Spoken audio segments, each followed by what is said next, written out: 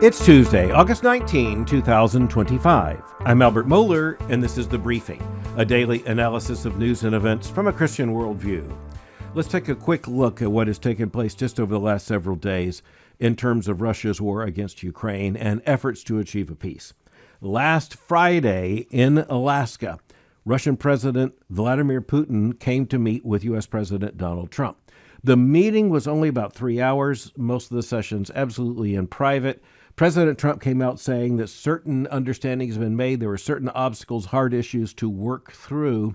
It was also clear that immediately after the meeting with President Putin, President Trump on Air Force One began calling world leaders, most importantly, Volodymyr Zelensky, the president of Ukraine, but also major European and NATO leaders as well. And then those NATO leaders came with President Zelensky to the White House yesterday. And so there's a flurry of activity here that reminds us of some of the hottest eras in the Cold War. This really is an unusual situation. I think a lot of people look at this and think, well, it's just more news. No, there is a lot going on here, and there's so much at stake. Russia made that abundantly, tragically clear by launching an attack, again, from the air against Ukraine. Just to make a point, this is Vladimir Putin to a T, just to make a point about how deadly serious Russia is, and emphasis upon deadly. One family was killed, including children and a grandparent. Just another indication of the brutality of Russia's attack on Ukraine. Another indication, no doubt, coming from Vladimir Putin of how intent Russia is on holding this territory. If there is to be a peace, it will be a peace on Vladimir Putin's terms. Now, here's what realpolitik, realism in foreign policy comes down to. Right now, Vladimir Putin, as the invader, holds the upper hand. Now, I think this, from a worldview perspective, is really interesting because there are an awful lot of people in the West, defenders of freedom, friends of Ukraine, who say it's not fair that Vladimir Putin is in the driver's seat, having most of the initiative here. Okay, it's not fair. We don't live in a fair world. It's unjust. It's unrighteous. It's morally wrong, but it's also true. And so no settled peace, not even a ceasefire, but certainly no settled peace, is going to take place on anything other than Vladimir Putin's terms. That doesn't mean his terms alone. And this is where President Zelensky of Ukraine, along with President Trump and NATO leaders and other Western presidents and prime ministers, they can have a lot of effect here. And so Russia has interests that they can play upon. And these leaders behind Ukraine, and I put President Trump and the United States in that category, are in the position of trying to achieve the greatest peace possible, the greatest arrangement possible, the most intact Ukraine possible, the safest Ukraine from a future Russian aggression possible in terms of these arrangements. And it looks like that at least some progress was made yesterday. At the end of the meeting, which went into the early evening yesterday, it was also very clear that President Trump said he was going to call President Putin and see if they could actually reach an agreement, at least on future meetings, a meeting between the Russian president and the Ukrainian president. For one thing, that is going to be at least somewhat necessary in this. I think we can see that. But remember that at least a part of Vladimir Putin's aims in invading Ukraine was to get rid of President Zelensky. And so that's a factor in all of this. And then President Trump said there might be another meeting in which he would be present. Some of the other leaders there in Europe and NATO might also be present. We do have to hope and pray this is a breakthrough, or leads to a breakthrough, because it is clear that the situation right now is two nations bleeding out. And our main concern here is the nation that was attacked, and that is Ukraine. But we're also looking at the fact there are a lot of interests on the table here. Vladimir Putin has his interest, and right now he occupies a lot of territory. Now, one of the things that became clear yesterday in the news is that in the conversation with President Trump, we now know Vladimir Putin made clear he wants not only the land that Russia currently occupies, but he wants to fill out the map in terms of the Donbass and other regions there in the east of Ukraine in order to achieve the line that he would accept.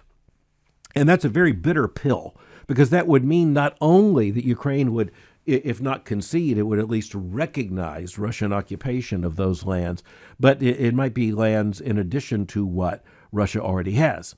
On the other hand, the other game changer in all this, and I discussed it yesterday on the briefing, is that there's a conversation about President Trump, that means the United States and other Western nations, assuring Ukraine of something like Article 5 protections. That's a reference to NATO protections.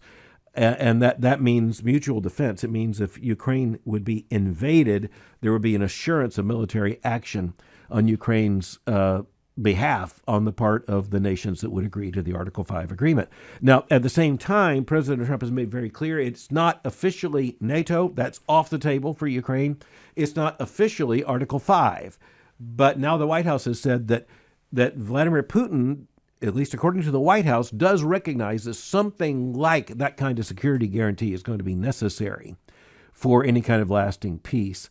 And Russia has an interest in that kind of peace as well. But that interest is very different than what the interest of other nations, especially democratic nations, might be. Now, here's something to think about. Vladimir Putin has transformed Russia into a war state. That's more easily done than undone. And so Vladimir Putin is not really in any kind of political danger in Russia, but he is looking at the fact that Russia's economy has very little runway ahead before it's going to face some very real problems if it doesn't get relief from some of the sanctions and restrictions and frankly, some of the costs of the war in Ukraine. So that's playing into the expectation that there might actually be some kind of peace, or at least some kind of peace agreement out of this. The other thing to recognize is that Ukraine defensively has been forced into a similar position. And so at least a part of what we have to recognize in Ukraine is that if there is some settlement to this war, well, the government in Ukraine is subject to dangers the government in Russia is not. And that means, say, some kind of decision by the voters in Ukraine to take a very different direction. In other words, in Ukraine, President Zelensky has to worry about democratic credibility.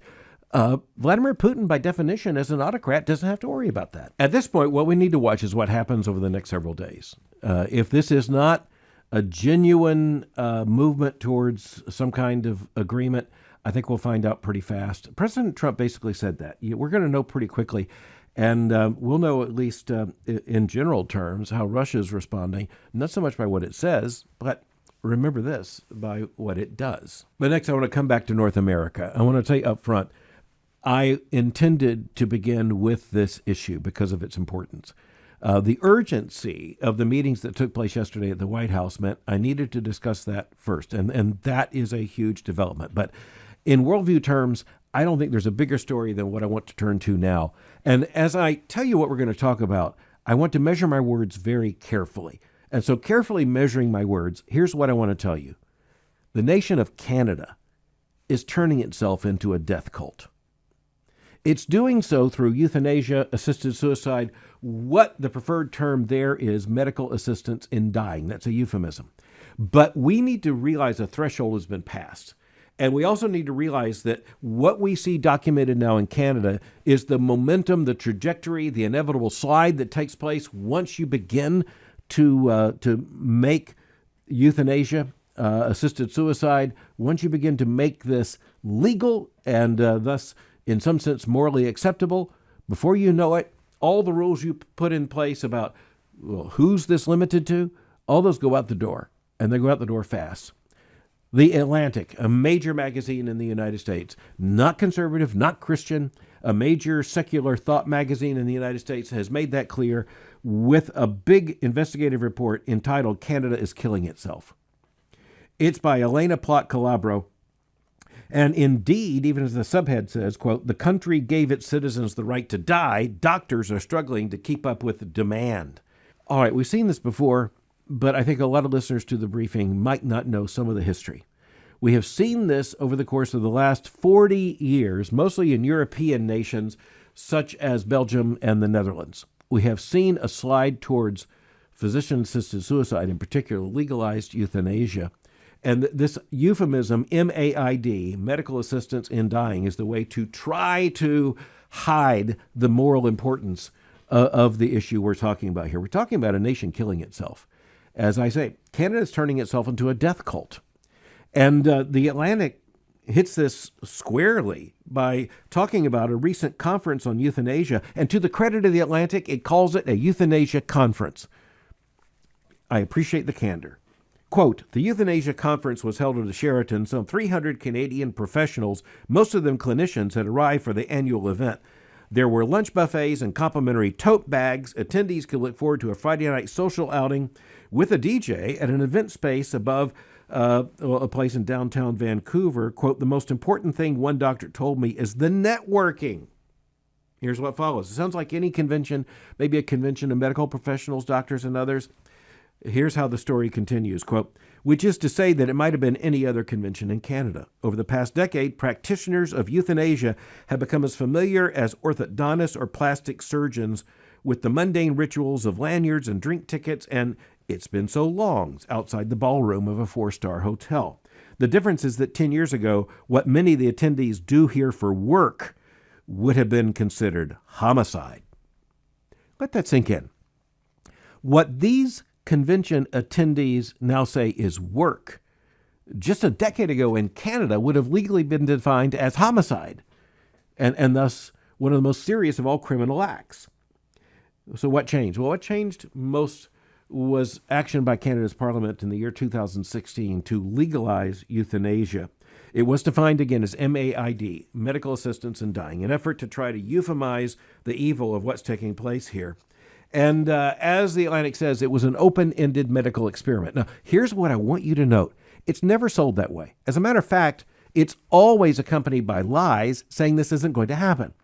You look at Belgium, you look at the Netherlands, you look right now at England, but to tell you the truth, Canada is becoming, tragically, the quintessential case.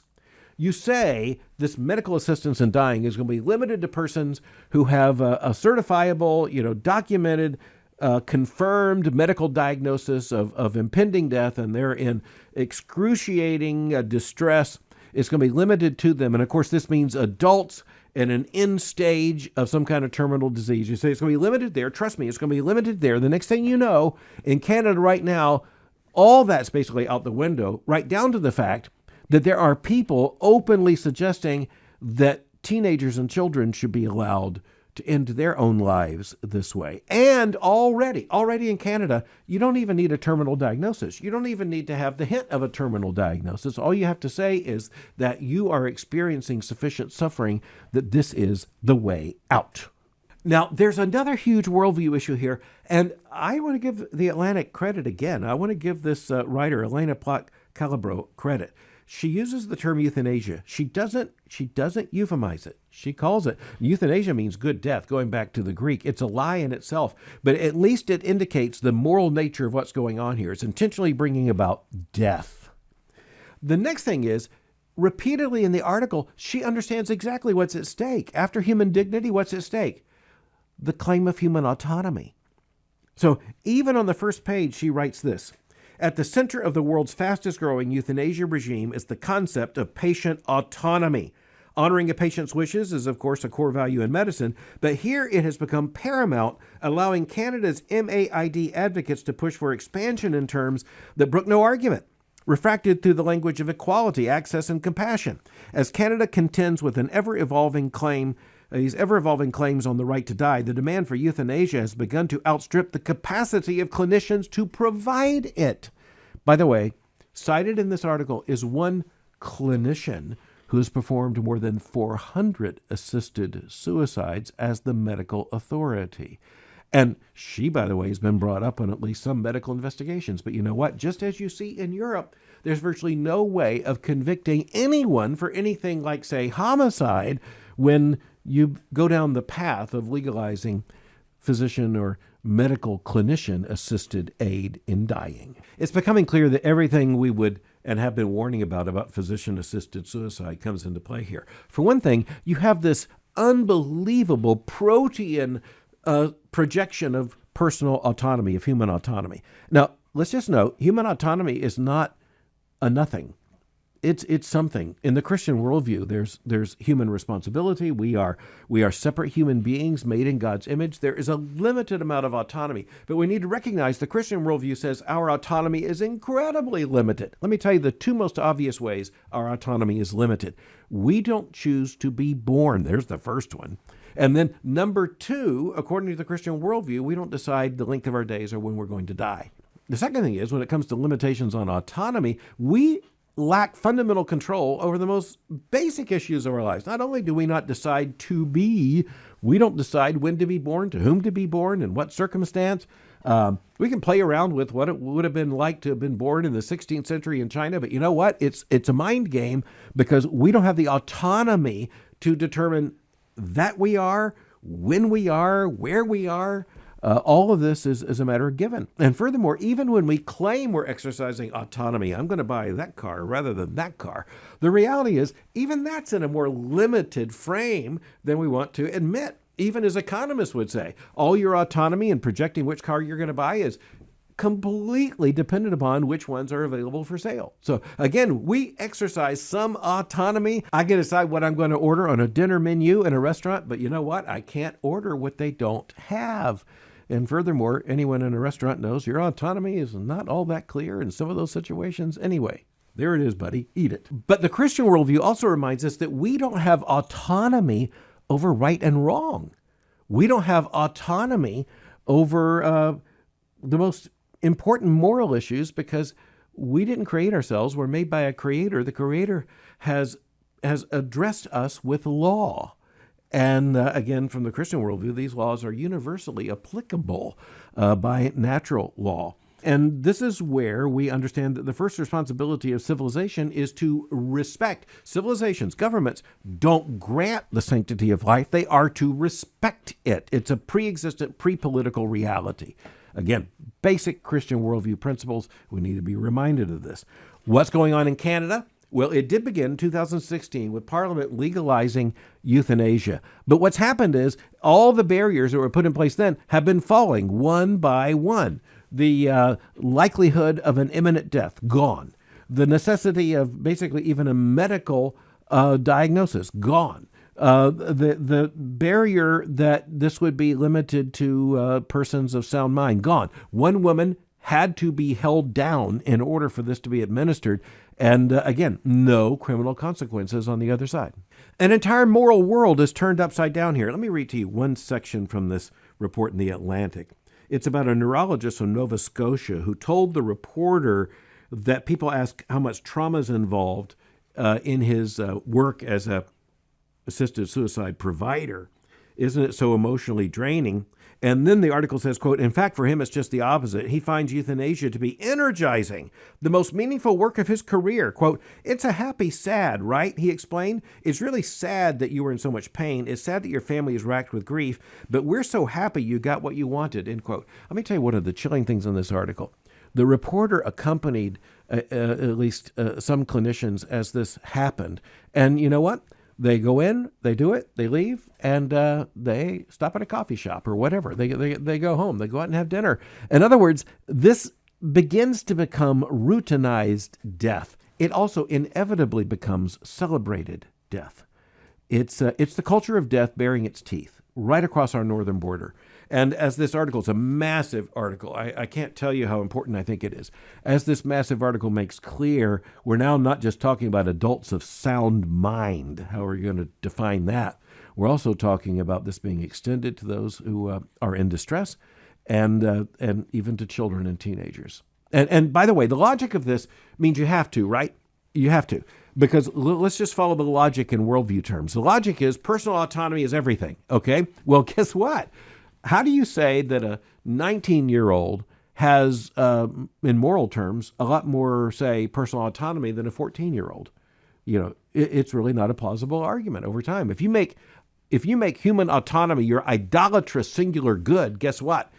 Everybody's autonomous. That's recognized in this article fairly early on. Listen to this, quote, has Canada itself gotten what it wanted? 9 years after the legalization of assisted death, Canada's leaders seem to regard M.A.I.D. from a strange, almost anthropological remove, as if the future of euthanasia is no more within their control than the laws of physics, as if continued expansion is not a reality the government is choosing so much as conceding. This is the story, the writer tells us, of an ideology in motion, of what happens when a nation enshrines a right before reckoning with the totality of its logic. And then listen to this, the final line in this paragraph. If autonomy in death is sacrosanct, is there anyone who shouldn't be helped to die? End quote. You see how that logic works? It's one of the deadliest logics I can imagine. It is the logic of the culture of death. It is taking place to an extent I don't think many of us can actually even intellectually grasp right across America's northern border. The numbers are absolutely horrifying. The stories are even worse. Let me deal with some of the smaller numbers. Here's one clinician has, quote, thus far provided for more than 600 patients. Another one I mentioned, over 400. And the numbers just keep going up. You know, when you think about the total numbers in Canada, it's now reaching from the hundreds to the thousands, and it is putting assisted death in the top ranks of the causes of death in the entire country. It's about 1 out of 20 deaths at present. Think about that. 1 out of 20. Think about the number of deaths in a nation. Do the math. Okay, what about human autonomy here? This false, totally unbiblical claim of personal autonomy. You know, in this report, it becomes very clear that human autonomy is really being warped into something that, of course, the Parliament in 2016 didn't explicitly affirm. Of course, I'm not going to let them off the hook. If they didn't affirm it explicitly, they opened the door, and the door can't be closed at this point. So, for instance, the law passed in 2016 said that this kind of assistance could be given when there is a grievous and irremediable medical condition, a serious and incurable illness, disease, or disability. However, the law didn't define incurable. The law doesn't define any of those terms. So, in other words, they just left the barn door wide open. They had to know they were. They were told they were, given the experience in other nations, mostly European nations. But then get this, talking about personal autonomy, quote, a medical condition is incurable if it could not be cured by means acceptable to the patient, end quote. So there's personal autonomy. You get to decide on your own as an individual human being. If your malady is incurable, you don't even have to define it. It's just enough that you say it. It's also very interesting. In this article, there's almost no one who's totally against physician-assisted suicide. Instead, you got people who are mildly for it and those who are aggressively for it. And I think journalistically in the article, the shock issue, and let's face it, in this kind of report, there is just absolutely shocking material. How many people, again, are in the hundreds of patients they have served by physician-assisted suicide. But there's also the other position, which is described in this article as kind of a middle position. Muddy middle is the way one person described it. In other words, they're for it. They're not as aggressively for it as the persons who have had clients or patients now by the hundreds, but they're not exactly against it either. And here's another Christian worldview principle, and that is that on a matter of absolute moral determination, being mildly for it turns out to be as deadly as being aggressively for it. So let's get that again. Once you buy into the logic of the culture of death, and you decide that personal autonomy means you can claim a right to die and even to have a physician-assisted death. Once you cross that barrier, there really isn't a middle position. And even the strictures you put in place don't last. That's the big lesson. It's honestly laid out in this article. You say only this, only this, only this, not that. The next thing you know, it's that. And by the way, if personal autonomy is your only guide, then guess what? That means whatever any individual says it means. But even more horrifyingly here, like I say, they had to hold one woman down. What if, as the process begins, you decide you don't want it? Well, at that point, it appears your personal autonomy is gone. And by the way, you're gone with it. We also need to deal with the economic realities and the relational realities. Economic realities. The nation's going to save a lot of money through physician-assisted suicide. The healthcare system's going to save a lot of money.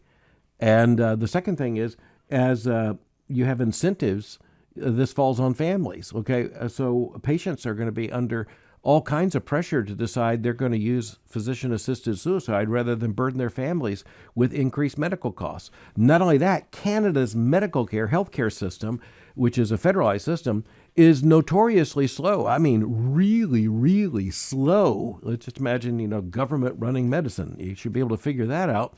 And so there are people who are simply saying, I can't even get a wheelchair. This article says, quote, we know that in some places in our country, it's easier to access medical assistance in dying than it is to get a wheelchair, end quote. That was said by a disability expert. Again, just think of how evil all of this is. The other thing we want to point out morally is that what you have, at least in the beginning, is claimed here is a right to die, an opportunity to die under very limited circumstances, but that gets turned into a right to die, and you decide the circumstances, and the criteria just go out. But it's also really clear that what is called passive euthanasia, you might say voluntary, can quickly turn into something involuntary. Again, the cost mechanism is just one way of making it, in some cases, involuntary. But honestly, once you start to look at the economic issues, it's now an incentive for the Canadian government for as many of its citizens to kill themselves as possible. The article tells us that Canada's parliament's considering some legal questions related to, say, psychiatric issues. Who's stable-minded in making this kind of determination? But again, the barn door is open and the horse is already bolted. You're way past that. This is just kind of a parliamentary sort of cleanup, maybe for a face-saving gesture. But the issue of children and teenagers is even more fundamental. And I quote here, Parliament's Special Joint Committee on Medical Assistance in Dying has formally recommended expanding medical assistance in dying access to mature minors. Okay, there you go. Again, who's fooling whom here? I really can't imagine a more urgent issue than this. I go back to the fact that Canada really is turning itself into a death cult, and the question is, how long will that death cult stay north of the border? And I think most of us know that logic is spreading right here as well. Thanks for listening to The Briefing. For more information, go to my website at albertmohler.com. You can follow me on X or Twitter by going to x.com/Albert Mohler. For information on the Southern Baptist Theological Seminary, go to sbts.edu. For information on Boyce College, just go to boycecollege.com. I'll meet you again tomorrow for The Briefing.